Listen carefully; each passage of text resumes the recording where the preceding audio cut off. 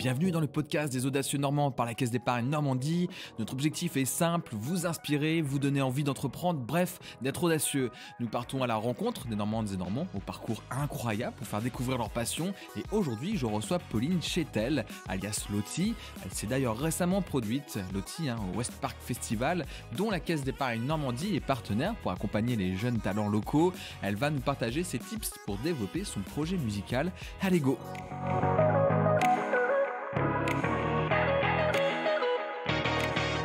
Bonjour Loti. Bonjour Ambroise.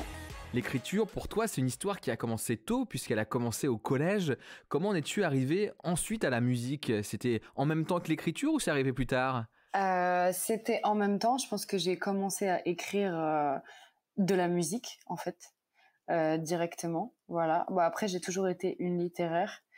J'ai fait j'ai pris option littérature. J'ai toujours aimé écrire des rédactions, des histoires, des trucs comme ça. Regarder des films, enfin tout ce qui est un peu narratif. Mais je pense que ma pratique de l'écriture, moi, elle est née principalement par la musique. Et la musique, pour la pratiquer, il fallait que tu aies des bases. Tu avais des cours à ce moment-là au collège de musique ? Ouais, tout à fait, ouais. J'ai commencé très tôt la musique par des reprises dans le cadre d'ateliers qui sont dispensés par une école de musique dans ma ville, au Havre, qui s'appelle le SEM. Là, mon père m'a inscrite très tôt à cette école. Et du coup, j'ai expérimenté tout de suite ce que c'est que de chanter en groupe et tout ça. Parce que c'est des ateliers qui réunissent des jeunes, un bassiste, un guitariste, un batteur, une chanteuse par exemple, et vous faites des groupes et vous faites des reprises. Et au bout d'un moment, les reprises, elles se sont transformées en compositions, et c'est là que j'ai commencé à écrire mes textes. Mais en même temps, il y avait cet amour aussi du hip-hop et d'écrire sur des instrus qui est venu pratiquement dans le même temps, donc j'avais aussi une pratique, on va dire extérieure, personnelle. La musique, elle est réputée pour être un milieu extrêmement difficile. Est-ce que tu le confirmes ? Ça dépend, je sais pas. Et puis, je pense que j'ai ma maigre expérience, voilà. Enfin, en fait, je l'expérimente de différentes façons. Mon père est musicien, donc il est intermittent. Je l'ai connu que en tournée et en prof de piano, et du coup par tout ce que la musique peut t'amener à faire comme métier quand t'es compositeur ou accompagnateur. Je dirais que mon père est un homme heureux, donc de ce point de vue-là, j'ai l'impression que la musique c'est plutôt cool. Après, j'ai vu aussi les moments difficiles parce que l'intermittence, il faut tout le temps chercher le boulot.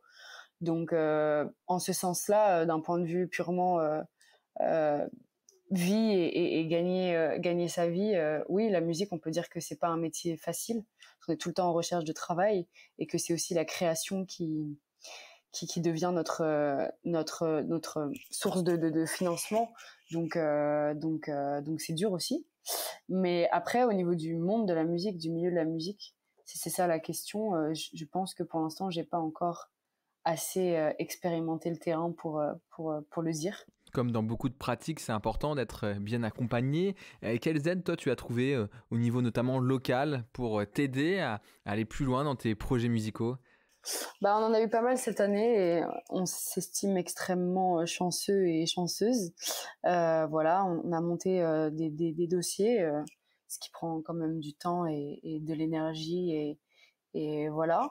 Donc on n'est pas déméritant, je vais dire, mais il y a quand même un grand facteur chance. On est super content. On a eu l'aide à l'autoproduction de la SACEM, qui est donnée par la SACEM.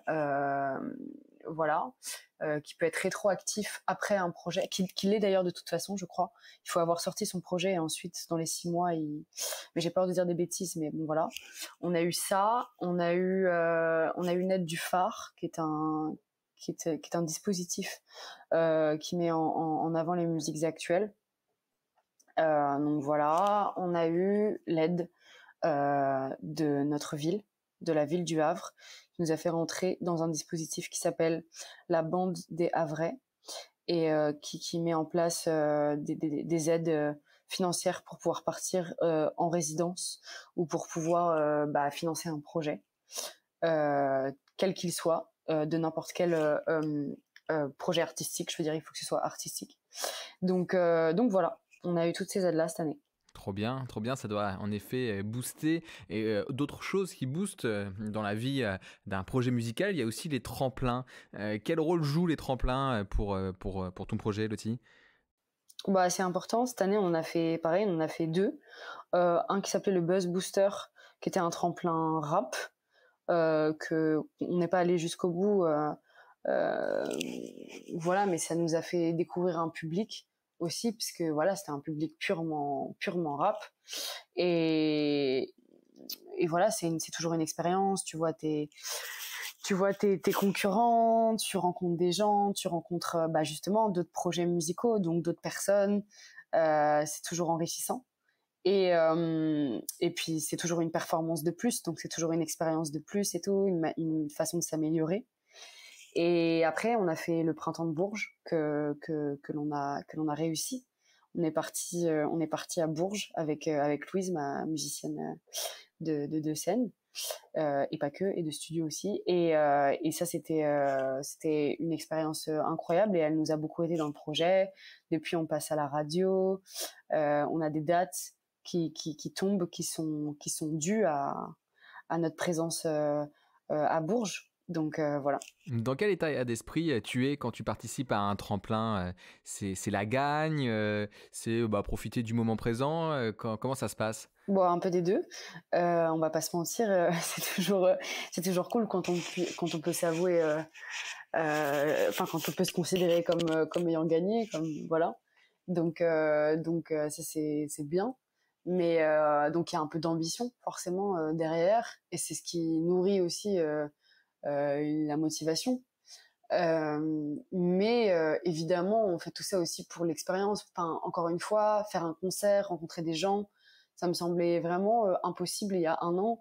Et en un an, il s'est passé énormément de choses, dont ces tremplins-là. Et bah, j'aurais jamais regretté de les avoir fait, rien que pour l'expérience, même si on n'avait pas réussi l'un d'entre eux. Quel cap tu te donnes? Est-ce qu'il y a une alternative de t'arrêter un jour et de garder la musique comme activité parallèle parce que tu n'auras pas réussi à atteindre ce que tu t'es fixé, ou pour l'instant c'est même pas une possibilité que tu te laisses? C'est une bonne question. Je vis au jour le jour. Je vais dire ça comme ça. En fait, moi, je fonctionne par projet, dans le sens où là, mon projet, c'est de finir, de sortir, de ne pas s'arrêter à Dalva, qui était notre premier G, et de pouvoir encore montrer au monde ce qu'on sait faire. Et moi, c'est ça qui m'importe le plus, parce que, enfin, pour l'instant, ça me fait pas gagner des mille et des cents, et voilà. Donc, s'il y avait pas cette envie-là, enfin, cette motivation-là, en fait, finalement, j'aurais déjà arrêté. Donc, pour moi, c'est juste finir ce projet-là, et ensuite, on verra. La musique, ce n'est pas tout, il y a aussi l'image, surtout à l'heure des réseaux sociaux. Comment tu gères cela? Bah écoute, plutôt à ma façon, je dirais. Je suis pas trop une meuf des réseaux. J'aime pas trop ça. Je trouve que c'est un peu un poison. C'est un excellent accélérateur de carrière, hein. Je vais pas dire le contraire. C'est un outil extrêmement efficace. Mais moi, je préfère, on va dire, me montrer, et quand j'ai quelque chose à dire, vraiment, quoi. Donc, quand je sortirai des clips, quand j'ai des chansons à sortir, quand je dois annoncer mes concerts, euh, je pense que je resterai dans cette image sobre, j'espère. Enfin, peut-être que ça changera, j'en sais rien. Ouais, on va suivre ça, tiens, de très près. Quel conseil tu donnerais à une personne qui n'ose pas se lancer, qui n'ose pas lancer son projet musical? Bah, ça dépend. Quel est ton problème? Où se situent tes peurs?